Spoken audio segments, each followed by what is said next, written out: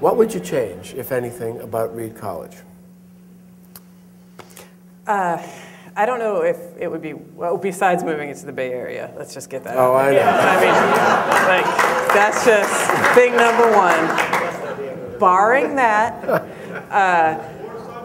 yeah, more sunshine. God, more sunshine. Yes, I've been really struck by this question of the question, and really this Hume 110 thing is on my mind. What are we going to do with Hume 110? How do we make it reflect the current scholarship? And in this novel I was just teaching, the whole novel was this investigation of this murder. It doesn't matter what, but they were asking who killed this guy. And then at the end of the novel they said, yeah, but that was the wrong question. The question is, who is this guy, not who killed this guy.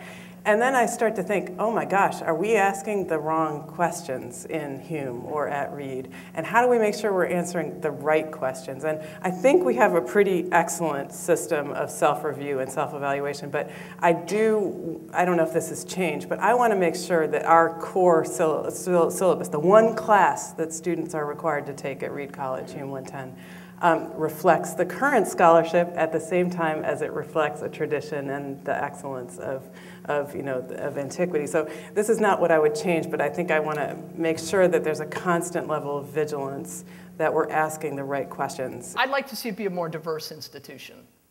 I'd like to see it be more socioeconomically diverse, and I know we're working hard on that. I'd like to see it be more racially and ethnically diverse. And we are beginning to be more diverse. I've taught in Hume 110 since I first came to Reed. I've been the chair of it for 2 years, and we finally passed a faculty resolution that we're going to change the course curriculum for the first time in 20 years. And that being said, we're not getting rid of the Iliad. It's still going to be very heavily Greek and probably very heavily Roman too. But we've been discussing since I've been there about making the course in some ways more representative of a larger swath of cultures around the Mediterranean, and start having us read Gilgamesh as well as the Iliad, or Genesis as well, Genesis with the Iliad instead of separately. And I think that's going to be very good for Reed. I think our group of faculty embodied a slightly different set of sensibilities and values than earlier groups of faculty have, and I think that we're changing Reed, hopefully for the better. I think that we value research in a way that maybe previous generations, or in a form at least that previous generations of Reed faculty have not. I think we struggle successfully sometimes to integrate the scholarly interests with teaching in a variety of new ways, and I think that's changing Reed. It's changing a little bit the evaluation system. Core things remain the same, but I think we're changing. I don't think it's a matter of will we change, or should we change. We are changing, and I think we're digesting a new group of people and a new sensibility. We can be thoughtful and self-reflective about the ways in which we engage the world. It's really important for Reed to continue to be able to offer significant amounts of financial aid to needy students. I believe that education should be a right and not a privilege, and that you should not have to make a lot of money in order to be able to have access to the kind of quality education that Reed offers. And I do believe that Reed offers a great education. What are the challenges that we have to rise to? I wonder sometimes if we're putting our students at a disadvantage. All of the huge advantages they have. I do wonder if when they move out into the big wide world, if they are trained to deal with the big wide world. As it is now, and as it is developing, India and China and Africa, and we're in Portland, Oregon, in southeast Portland, Oregon, at Reed College with Humanities 110. And I just wonder if there are ways in which we could be much more aggressive and inclusive in terms of thinking about our students as global citizens. We talk about the various disciplines at great length with our students. I have no doubt that, English majors are great about engaging their faculty and their peers on topics of literature. Where I think we don't really provide Reedies a sound education is talking about certain hot topic social issues outside of their peer group. So I think most conversations about drug use, for example, take place only within the peer group.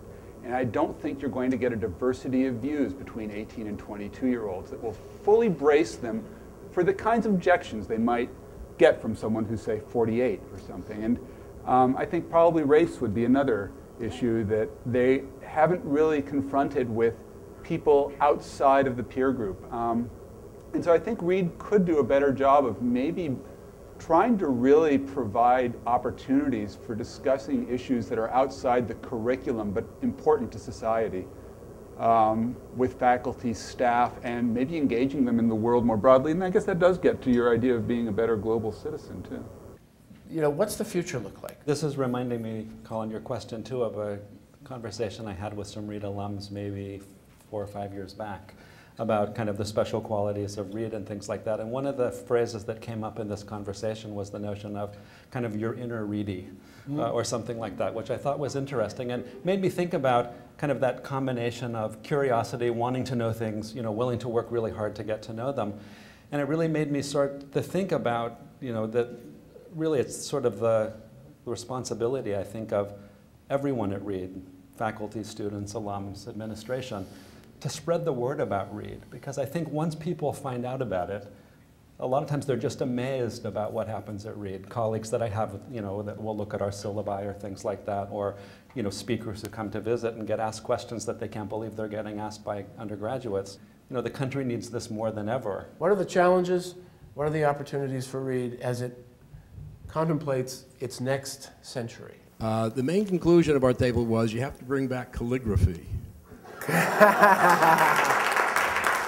Reed should maybe have a more formal way of making current events a part of the curriculum. At least when I was at Reed, if someone brought up current events in a conference, everybody got really bent out of shape, you know, because that meant someone was watching the news and, you know, instead of doing all their reading.